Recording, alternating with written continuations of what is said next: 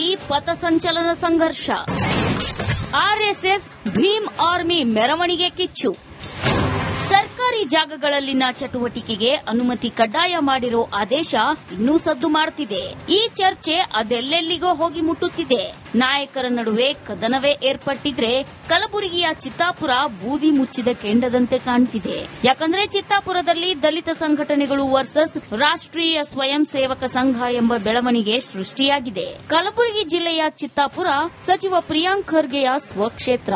ಆರ್ಎಸ್ಎಸ್ಗೆ ಕಡಿವಾಣ ಹಾಕೋ ನಿಟ್ಟಿನಲ್ಲಿ ರಾಜ್ಯ ಸರ್ಕಾರ ಹೆಣೆದ ಬಲೆ ಇದೇ ಚಿತ್ತಾಪುರದಲ್ಲಿ ಭಾರಿ ಸದ್ದು ಮಾಡುತ್ತಿದೆ. ಅದೆಷ್ಟರ ಮಟ್ಟಿಗೆ ಅಂದ್ರೆ ಚಿತ್ತಾಪುರದಲ್ಲಿ ಪಥಸಂಚಲನ ನಡೆಸಬೇಕಾ ಬೇಡವಾ ಎನ್ನುವ ನಿರ್ಧಾರ ಹೈಕೋರ್ಟ್ ಅಂಗಳದಲ್ಲಿದೆ. ಈ ಮಧ್ಯೆ ಕೋರ್ಟ್ ಸೂಚನೆಯಂತೆ ಆರ್ಎಸ್ಎಸ್ ಅನುಮತಿಗಾಗಿ ಅರ್ಜಿ ಸಲ್ಲಿಸಿದೆ. ಮತ್ತೊಂದೆಡೆ ದಲಿತ ಪರ ಸಂಘಟನೆಗಳು ಸಹ ಅಂದೇ ನವೆಂಬರ್ 2ರಂದು ಚಿತ್ತಾಪುರದಲ್ಲಿ ಪಥಸಂಚಲನಕ್ಕೆ ಅನುಮತಿ ಕೋರಿವೆ. ಹೀಗಾಗಿ ಚಿತ್ತಾಪುರದಲ್ಲಿ ಪಥಸಂಚಲನ ಸಂಘರ್ಷ ಶುರುವಾಗಿದೆ. ಕಲಬುರಗಿ ಹೈಕೋರ್ಟ್ ಪೀಠದ ಸೂಚನೆ ಮೇರೆಗೆ ನವೆಂಬರ್ 2ರಂದು ಚಿತ್ತಾಪುರದಲ್ಲಿ ಪಥಸಂಚಲನಕ್ಕೆ ಅನುಮತಿ ನೀಡುವಂತೆ ಜಿಲ್ಲಾಧಿಕಾರಿಗೆ ಅರ್ಜಿ ಸಲ್ಲಿಸಿದೆ. ಮೊನ್ನೆ ಡಿಸಿ ಸಿಗದ ಕಾರಣಕ್ಕೆ ಇಮೇಲ್ ಹಾಗೂ ವಾಟ್ಸ್ಆಪ್ ಮೂಲಕ ಅರ್ಜಿ ಸಲ್ಲಿಕೆಯಾಗಿತ್ತು. ನಿನ್ನೆ ಖುದ್ದು ಡಿಸಿ ಕಚೇರಿಗೆ ತೆರಳಿ ನವೆಂಬರ್ 2ಕ್ಕೆ ಅನುಮತಿ ನೀಡಿ ಅಂತ ಮನವಿ ಮಾಡಿದ್ದು, ಸದ್ಯ ಜಿಲ್ಲಾಡಳಿತದ ಮುಂದಿನ ಆದೇಶಕ್ಕಾಗಿ ಆರ್ಎಸ್ಎಸ್ ಎದುರು ನೋಡುತ್ತಿದೆ. ಇನ್ನೊಂದೆಡೆ ಅಂದೇ ದಲಿತ ಸಂಘಟನೆಗಳು ಪಥಸಂಚಲನಕ್ಕೆ ಮನವಿ ಪತ್ರ ನೀಡಿದ್ದು, ತಮಗೆ ಅವಕಾಶ ಸಿಗುತ್ತೋ ಇಲ್ವೋ ಅನ್ನೋ ಆತಂಕದಲ್ಲಿ ಆರ್ಎಸ್ಎಸ್ ಮುಖಂಡರಿದ್ದಾರೆ. ಸಚಿವ ಪ್ರಿಯಾಂಕ್ ಖರ್ಗೆ ಸ್ವಕ್ಷೇತ್ರ ಚಿತ್ತಾಪುರದಲ್ಲಿ ಆರ್ಎಸ್ಎಸ್ ಭಾನುವಾರ ಬೃಹತ್ ಪಥಸಂಚಲನ ಮೂಲಕ ಶಕ್ತಿ ಪ್ರದರ್ಶನಕ್ಕೆ ಸಜ್ಜಾಗಿತ್ತು. ಆದರೆ ತಹಸೀಲ್ದಾರ್ ಆರ್ಎಸ್ಎಸ್ ಪಥಸಂಚಲನಕ್ಕೆ ಬ್ರೇಕ್ ಹಾಕಿದ್ರು. ರಾತ್ರೋರಾತ್ರಿ ನಗರದಲ್ಲಿ ಹಾಕಿದ್ದ ಕೇಸರಿ ಧ್ವಜ, ಭಗವಾ ಧ್ವಜ, ಬ್ಯಾನರ್, ಬಂಟಿಂಗ್ಸ್ಗಳನ್ನ ಪುರಸಭೆ ಸಿಬ್ಬಂದಿ ತೆರವು ಮಾಡಿದ್ರು. ಆ ಬಳಿಕ ಆರ್ಎಸ್ಎಸ್ ಹೈಕೋರ್ಟ್ ಮೆಟ್ಟಿಲೇರಿತ್ತು. ಮತ್ತೊಮ್ಮೆ ಪಥಸಂಚಲನಕ್ಕೆ ಅನುಮತಿ ಕೋರಿ ಅರ್ಜಿ ಸಲ್ಲಿಸುವಂತೆ ಕೋರ್ಟ್ ಸೂಚನೆ ನೀಡಿತ್ತು. ಇದೀಗ ಕೋರ್ಟ್ ಸೂಚನೆಯಂತೆ ಆರ್ಎಸ್ಎಸ್ 2ನೇ ಬಾರಿ ಮನವಿ ಪತ್ರ ನೀಡಿದೆ.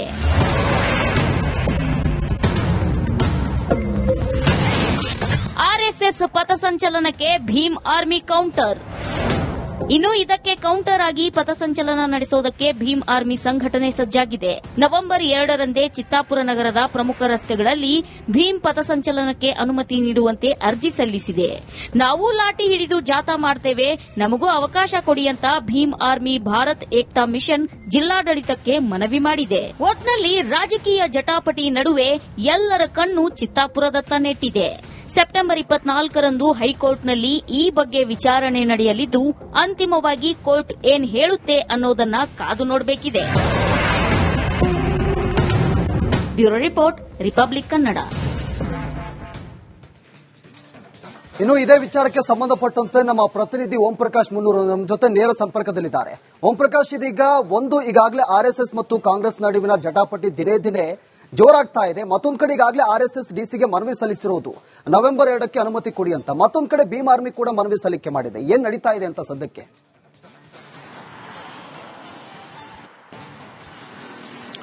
ಪ್ರವೀಣ್, ಸಚಿವ ಪ್ರಿಯಾಂಕ್ ಖರ್ಗೆ ಅವರ ಸ್ವಕ್ಷೇತ್ರ ಚಿತ್ತಾಪುರದಲ್ಲಿ ಆರ್ಎಸ್ಎಸ್ ಪಥಸಂಚಲನಕ್ಕೆ ಅನುಮತಿ ನೀಡುವಂತ ವಿಚಾರಕ್ಕೆ ಸಂಬಂಧಪಟ್ಟಂತೆ ಸಚಿವ ಪ್ರಿಯಾಂಕ್ ಖರ್ಗೆ ಆರ್ಎಸ್ಎಸ್ ಮತ್ತೆ ಸರ್ಕಾರ ನಡುವೆ ಇಷ್ಟು ದಿನ ಫೈಟ್ ಅನ್ನ ನಡೆದಿತ್ತು. ಅದಾದ ಬಳಿಕ ಯಾವಾಗ ಅನುಮತಿ ನಿರಾಕರಣೆ ಮಾಡಿದ್ರು ಕೋರ್ಟ್ ಮೆಟ್ಟಿಲೇರಿರುವಂತದ್ದು. ಕೋರ್ಟ್ ಮೆಟ್ಟಿಲಿನ ಬಳಿಕ ಏನು ಆರ್ಎಸ್ಎಸ್ ಪಥಸಂಚಲನಕ್ಕೆ ನವೆಂಬರ್ 2ರಂದು ಒಂದು ಅನುಮತಿಯನ್ನ ಪಡೆದುಕೊಳ್ಳಲು ಮತ್ತೆ ಆರ್ಎಸ್ಎಸ್ ಕಾರ್ಯಕರ್ತರು ಮುಂದಾಗಿರುವಂತದ್ದು. ಇದೀಗ ಸರ್ಕಾರ ಮತ್ತೆ ಆರ್ಎಸ್ಎಸ್ ನಡುವಿನ ಫೈಟ್ಗೆ ಭೀಮ್ ಆರ್ಮಿ ಮತ್ತೆ ದಲಿತ್ ಪಾಂಥರ್ ಸಂಘಟನೆಗಳು ಕೂಡ ಎಂಟ್ರಿ ಆಗಿರುವಂತದ್ದು. ಯಾಕಂತಂದ್ರೆ ಈಗಾಗಲೇ ಏನು ಕಲಬುರಗಿ ಜಿಲ್ಲಾಧಿಕಾರಿಗಳಿಗೆ ನವೆಂಬರ್ 2ರಂದು ನಾವು ಪಥಸಂಚಲನವನ್ನ ಮಾಡ್ತೇವೆ ಅನ್ನುವಂತ ನಿಟ್ಟಿನಲ್ಲಿ ಆರ್ಎಸ್ಎಸ್ ಮುಖಂಡರು ಹೊಸದಾಗಿ ಮತ್ತೊಂದು ಅರ್ಜಿಯನ್ನ ಸಲ್ಲಿಸಿರುವಂತದ್ದು. ಜೊತೆಗೆ ಅಲ್ಲಿ ಬೇಕಾದಂತ ಅಂದ್ರೆ ಈ ಹಿಂದೆ ತಹಸೀಲ್ದಾರ್ ಅವರು ಕೇಳಿರುವಂತಹ ಮಾಹಿತಿಗಳೇನಿದೆ ಆ ಎಲ್ಲ ಅಂಶಗಳನ್ನು ಒಳಗೊಂಡ ಹೊಸದಾಗಿ ಒಂದು ಅರ್ಜಿಯನ್ನ ಸಲ್ಲಿಕೆ ಮಾಡಿದ್ರು. ಅದಾದ ಬಳಿಕ ಇದೀಗ ಮತ್ತೆ ಭೀಮ್ ಆರ್ಮಿ ಕೂಡ ನಿನ್ನೆ ಒಂದು ಹೊಸದಾಗಿ ಮನವಿ ಪತ್ರವನ್ನ ಸಲ್ಲಿಸಿರುವಂತದ್ದು. ಜೊತೆಗೆ ದಲಿತ್ ಪ್ಯಾಂಥರ್ ಕೂಡ ಒಂದು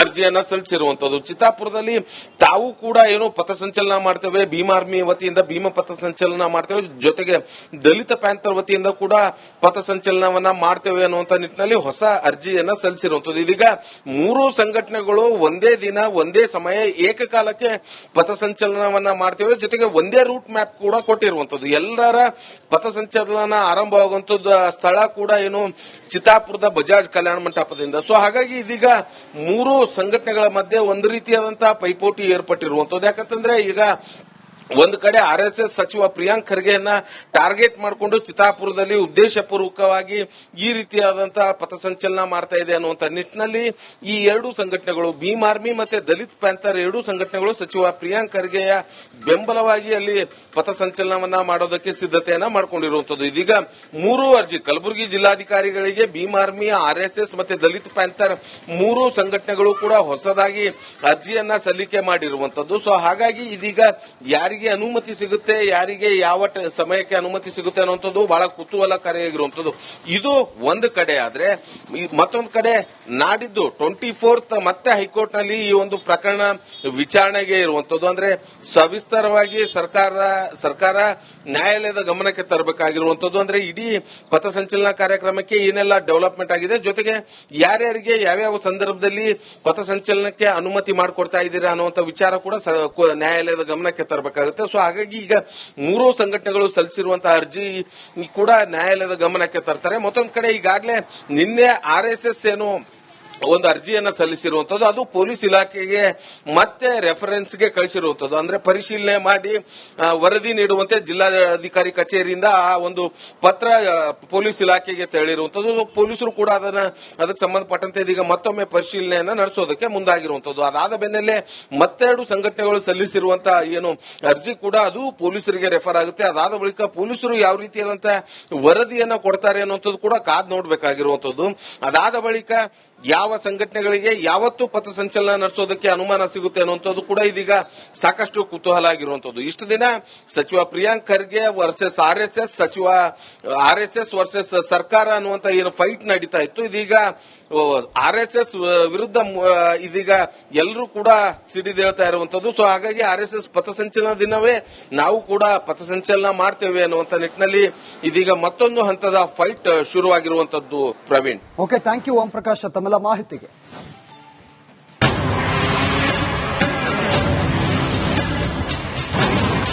ಚಿತ್ತಾಪುರದಲ್ಲಿ ಪಥಸಂಚಲನ ಸಂಘರ್ಷ, ಆರ್ಎಸ್ಎಸ್ ಭೀಮ್ ಆರ್ಮಿ ಮೆರವಣಿಗೆ ಕಿಚ್ಚು. ಸರ್ಕಾರಿ ಜಾಗಗಳಲ್ಲಿನ ಚಟುವಟಿಕೆಗೆ ಅನುಮತಿ ಕಡ್ಡಾಯ ಮಾಡಿರೋ ಆದೇಶ ಇನ್ನೂ ಸದ್ದು ಮಾಡುತ್ತಿದೆ. ಈ ಚರ್ಚೆ ಅದೆಲ್ಲೆಲ್ಲಿಗೋ ಹೋಗಿ ಮುಟ್ಟುತ್ತಿದೆ. ನಾಯಕರ ನಡುವೆ ಕದನವೇ ಏರ್ಪಟ್ಟಿದ್ರೆ ಕಲಬುರಗಿಯ ಚಿತ್ತಾಪುರ ಬೂದಿ ಮುಚ್ಚಿದ ಕೆಂಡದಂತೆ ಕಾಣುತ್ತಿದೆ. ಯಾಕಂದ್ರೆ ಚಿತ್ತಾಪುರದಲ್ಲಿ ದಲಿತ ಸಂಘಟನೆಗಳು ವರ್ಸಸ್ ರಾಷ್ಟ್ರೀಯ ಸ್ವಯಂ ಸೇವಕ ಸಂಘ ಎಂಬ ಬೆಳವಣಿಗೆ ಸೃಷ್ಟಿಯಾಗಿದೆ. ಕಲಬುರಗಿ ಜಿಲ್ಲೆಯ ಚಿತ್ತಾಪುರ ಸಚಿವ ಪ್ರಿಯಾಂಕ್ ಖರ್ಗೆಯ ಸ್ವಕ್ಷೇತ್ರ. ಆರ್ಎಸ್ಎಸ್ಗೆ ಕಡಿವಾಣ ಹಾಕೋ ನಿಟ್ಟಿನಲ್ಲಿ ರಾಜ್ಯ ಸರ್ಕಾರ ಹೆಣೆದ ಬಲೆ ಇದೇ ಚಿತ್ತಾಪುರದಲ್ಲಿ ಭಾರಿ ಸದ್ದು ಮಾಡುತ್ತಿದೆ. ಅದೆಷ್ಟರ ಮಟ್ಟಿಗೆ ಅಂದ್ರೆ ಚಿತ್ತಾಪುರದಲ್ಲಿ ಪಥಸಂಚಲನ ನಡೆಸಬೇಕಾ ಬೇಡವಾ ಎನ್ನೋ ನಿರ್ಧಾರ ಹೈಕೋರ್ಟ್ ಅಂಗಳದಲ್ಲಿದೆ. ಈ ಮಧ್ಯೆ ಕೋರ್ಟ್ ಸೂಚನೆಯಂತೆ ಆರ್ಎಸ್ಎಸ್ ಅನುಮತಿಗಾಗಿ ಅರ್ಜಿ ಸಲ್ಲಿಸಿದೆ. ಮತ್ತೊಂದೆಡೆ ದಲಿತ ಪರ ಸಂಘಟನೆಗಳು ಸಹ ಅಂದೇ ನವೆಂಬರ್ 2ರಂದು ಚಿತ್ತಾಪುರದಲ್ಲಿ ಪಥಸಂಚಲನಕ್ಕೆ ಅನುಮತಿ ಕೋರಿವೆ. ಹೀಗಾಗಿ ಚಿತ್ತಾಪುರದಲ್ಲಿ ಪಥಸಂಚಲನ ಸಂಘರ್ಷ ಶುರುವಾಗಿದೆ. ಕಲಬುರಗಿ ಹೈಕೋರ್ಟ್ ಪೀಠದ ಸೂಚನೆ ಮೇರೆಗೆ ನವೆಂಬರ್ 2ರಂದು ಚಿತ್ತಾಪುರದಲ್ಲಿ ಪಥಸಂಚಲನಕ್ಕೆ ಅನುಮತಿ ನೀಡುವಂತೆ ಜಿಲ್ಲಾಧಿಕಾರಿಗೆ ಅರ್ಜಿ ಸಲ್ಲಿಸಿದೆ. ಮೊನ್ನೆ ಡಿಸಿ ಸಿಗದ ಕಾರಣಕ್ಕೆ ಇಮೇಲ್ ಹಾಗೂ ವಾಟ್ಸ್ಆಪ್ ಮೂಲಕ ಅರ್ಜಿ ಸಲ್ಲಿಕೆಯಾಗಿತ್ತು. ನಿನ್ನೆ ಖುದ್ದು ಡಿಸಿ ಕಚೇರಿಗೆ ತೆರಳಿ ನವೆಂಬರ್ 2ಕ್ಕೆ ಅನುಮತಿ ನೀಡಿ ಅಂತ ಮನವಿ ಮಾಡಿದ್ದು, ಸದ್ಯ ಜಿಲ್ಲಾಡಳಿತದ ಮುಂದಿನ ಆದೇಶಕ್ಕಾಗಿ ಆರ್ಎಸ್ಎಸ್ ಎದುರು ನೋಡುತ್ತಿದೆ. ಇನ್ನೊಂದೆಡೆ ಅಂದೇ ದಲಿತ ಸಂಘಟನೆಗಳು ಪಥಸಂಚಲನಕ್ಕೆ ಮನವಿ ಪತ್ರ ನೀಡಿದ್ದು, ತಮಗೆ ಅವಕಾಶ ಸಿಗುತ್ತೋ ಇಲ್ವೋ ಅನ್ನೋ ಆತಂಕದಲ್ಲಿ ಆರ್ಎಸ್ಎಸ್ ಮುಖಂಡರಿದ್ದಾರೆ. ಸಚಿವ ಪ್ರಿಯಾಂಕ್ ಖರ್ಗೆ ಸ್ವಕ್ಷೇತ್ರ ಚಿತ್ತಾಪುರದಲ್ಲಿ ಆರ್ಎಸ್ಎಸ್ ಭಾನುವಾರ ಬೃಹತ್ ಪಥಸಂಚಲನ ಮೂಲಕ ಶಕ್ತಿ ಪ್ರದರ್ಶನಕ್ಕೆ ಸಜ್ಜಾಗಿತ್ತು. ಆದ್ರೆ ತಹಸೀಲ್ದಾರ್ ಆರ್ಎಸ್ಎಸ್ ಪಥಸಂಚಲನಕ್ಕೆ ಬ್ರೇಕ್ ಹಾಕಿದ್ರು. ರಾತ್ರೋರಾತ್ರಿ ನಗರದಲ್ಲಿ ಹಾಕಿದ್ದ ಕೇಸರಿ ಧ್ವಜ, ಭಗವಾ ಧ್ವಜ, ಬ್ಯಾನರ್, ಬಂಟಿಂಗ್ಸ್ಗಳನ್ನ ಪುರಸಭೆ ಸಿಬ್ಬಂದಿ ತೆರವು ಮಾಡಿದ್ರು. ಆ ಬಳಿಕ ಆರ್ಎಸ್ಎಸ್ ಹೈಕೋರ್ಟ್ ಮೆಟ್ಟಿಲೇರಿತ್ತು. ಮತ್ತೊಮ್ಮೆ ಪಥಸಂಚಲನಕ್ಕೆ ಅನುಮತಿ ಕೋರಿ ಅರ್ಜಿ ಸಲ್ಲಿಸುವಂತೆ ಕೋರ್ಟ್ ಸೂಚನೆ ನೀಡಿತ್ತು. ಇದೀಗ ಕೋರ್ಟ್ ಸೂಚನೆಯಂತೆ ಆರ್ಎಸ್ಎಸ್ ಎರಡನೇ ಬಾರಿ ಮನವಿ ಪತ್ರ ನೀಡಿದೆ.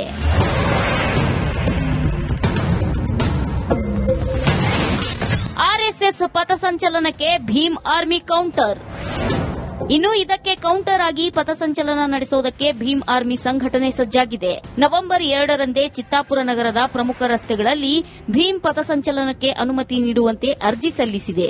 ನಾವು ಲಾಠಿ ಹಿಡಿದು ಜಾಥಾ ಮಾಡ್ತೇವೆ, ನಮಗೂ ಅವಕಾಶ ಕೊಡಿ ಅಂತ ಭೀಮ್ ಆರ್ಮಿ ಭಾರತ್ ಏಕ್ತಾ ಮಿಷನ್ ಜಿಲ್ಲಾಡಳಿತಕ್ಕೆ ಮನವಿ ಮಾಡಿದೆ. ಒಟ್ನಲ್ಲಿ ರಾಜಕೀಯ ಜಟಾಪಟಿ ನಡುವೆ ಎಲ್ಲರ ಕಣ್ಣು ಚಿತ್ತಾಪುರದತ್ತ ನೆಟ್ಟಿದೆ. ಸೆಪ್ಟೆಂಬರ್ 24ರಂದು ಹೈಕೋರ್ಟ್ನಲ್ಲಿ ಈ ಬಗ್ಗೆ ವಿಚಾರಣೆ ನಡೆಯಲಿದ್ದು, ಅಂತಿಮವಾಗಿ ಕೋರ್ಟ್ ಏನ್ ಹೇಳುತ್ತೆ ಅನ್ನೋದನ್ನ ಕಾದು ನೋಡಬೇಕಿದೆ. Bureau report, Republic Kannada. ಇನ್ನು ಇದೇ ವಿಚಾರಕ್ಕೆ ಸಂಬಂಧಪಟ್ಟಂತೆ ನಮ್ಮ ಪ್ರತಿನಿಧಿ ಓಂ ಪ್ರಕಾಶ್ ಮುನ್ನೂರು ನಮ್ಮ ಜೊತೆ ನೇರ ಸಂಪರ್ಕದಲ್ಲಿದ್ದಾರೆ. ಓಂ ಪ್ರಕಾಶ್, ಈಗಾಗಲೇ ಆರ್ಎಸ್ಎಸ್ ಮತ್ತು ಕಾಂಗ್ರೆಸ್ ನಡುವಿನ ಜಟಾಪಟಿ ದಿನೇ ದಿನೇ ಜೋರಾಗ್ತಾ ಇದೆ. ಮತ್ತೊಂದು ಕಡೆ ಈಗಾಗಲೇ ಆರ್ಎಸ್ಎಸ್ ಡಿಸಿಗೆ ಮನವಿ ಸಲ್ಲಿಸಿರೋದು ನವೆಂಬರ್ 2ಕ್ಕೆ ಅನುಮತಿ ಕೊಡಿ ಅಂತ. ಮತ್ತೊಂದು ಕಡೆ ಭೀಮ್ ಆರ್ಮಿ ಕೂಡ ಮನವಿ ಸಲ್ಲಿಕೆ ಮಾಡಿದೆ. ಏನ್ ನಡೀತಾ ಇದೆ ಅಂತ ಸದ್ಯಕ್ಕೆ?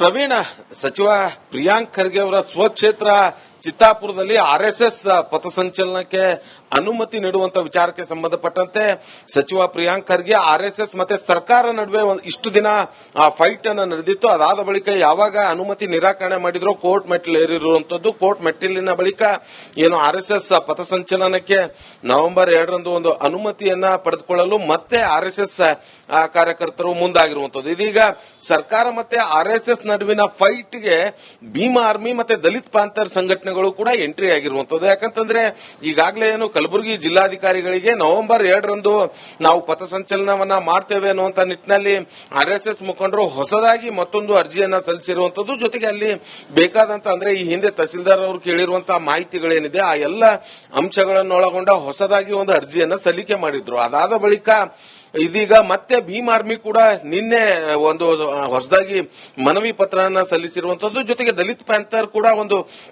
ಅರ್ಜಿಯನ್ನ ಸಲ್ಲಿಸಿರುವಂತದ್ದು. ಚಿತ್ತಾಪುರದಲ್ಲಿ ತಾವು ಕೂಡ ಏನು ಪಥಸಂಚಲನ ಮಾಡ್ತೇವೆ, ಭೀಮ್ ಆರ್ಮಿ ವತಿಯಿಂದ ಭೀಮ ಪಥಸಂಚಲನ ಮಾಡ್ತೇವೆ, ಜೊತೆಗೆ ದಲಿತ ಪ್ಯಾಂಥರ್ ವತಿಯಿಂದ ಕೂಡ ಪಥಸಂಚಲನವನ್ನ ಮಾಡ್ತೇವೆ ಅನ್ನುವಂತ ನಿಟ್ಟಿನಲ್ಲಿ ಹೊಸ ಅರ್ಜಿಯನ್ನ ಸಲ್ಲಿಸಿರುವಂತದ್ದು. ಇದೀಗ ಮೂರು ಸಂಘಟನೆಗಳು ಒಂದೇ ದಿನ ಒಂದೇ ಸಮಯ ಏಕಕಾಲಕ್ಕೆ ಪಥಸಂಚಲನವನ್ನ ಮಾಡ್ತೇವೆ, ಜೊತೆಗೆ ಒಂದೇ ರೂಟ್ ಮ್ಯಾಪ್ ಕೂಡ ಕೊಟ್ಟಿರುವಂತದ್ದು. ಎಲ್ಲರ ಪಥಸಂಚಲನ ಆರಂಭವಾಗುವಂತದ್ದು ಸ್ಥಳ ಕೂಡ ಏನು ಚಿತ್ತಾಪುರದ ಬಜಾಜ್ ಕಲ್ಯಾಣ ಮಂಟಪದಿಂದ. ಸೊ ಹಾಗಾಗಿ ಇದೀಗ ಮೂರು ಸಂಘಟನೆಗಳ ಮಧ್ಯೆ ಒಂದು ರೀತಿಯಾದಂತಹ ಪೈಪೋಟಿ ಏರ್ಪಟ್ಟಿರುವಂತದ್ದು. ಯಾಕಂತಂದ್ರೆ ಈಗ ಒಂದು ಕಡೆ ಆರ್ಎಸ್ಎಸ್ ಸಚಿವ ಪ್ರಿಯಾಂಕ್ ಖರ್ಗೆಯನ್ನ ಟಾರ್ಗೆಟ್ ಮಾಡಿಕೊಂಡು ಚಿತ್ತಾಪುರದಲ್ಲಿ ಉದ್ದೇಶಪೂರ್ವಕವಾಗಿ ಈ ರೀತಿಯಾದಂತಹ ಪಥಸಂಚಲನ ಮಾಡ್ತಾ ಇದೆ ಅನ್ನುವಂತ ನಿಟ್ಟಿನಲ್ಲಿ ಈ ಎರಡೂ ಸಂಘಟನೆಗಳು ಭೀಮ್ ಆರ್ಮಿ ಮತ್ತೆ ದಲಿತ್ ಪ್ಯಾಂಥರ್ ಎರಡೂ ಸಂಘಟನೆಗಳು ಸಚಿವ ಪ್ರಿಯಾಂಕ್ ಖರ್ಗೆಯ ಬೆಂಬಲವಾಗಿ ಅಲ್ಲಿ ಪಥಸಂಚಲನವನ್ನ ಮಾಡೋದಕ್ಕೆ ಸಿದ್ಧತೆಯನ್ನ ಮಾಡಿಕೊಂಡಿರುವಂತದ್ದು. ಇದೀಗ ಮೂರು ಅರ್ಜಿ ಕಲಬುರಗಿ ಜಿಲ್ಲಾಧಿಕಾರಿಗಳಿಗೆ ಭೀಮ್ ಆರ್ಮಿ, ಆರ್ಎಸ್ಎಸ್ ಮತ್ತೆ ದಲಿತ್ ಪ್ಯಾಂಥರ್ ಮೂರು ಸಂಘಟನೆಗಳು ಕೂಡ ಹೊಸದಾಗಿ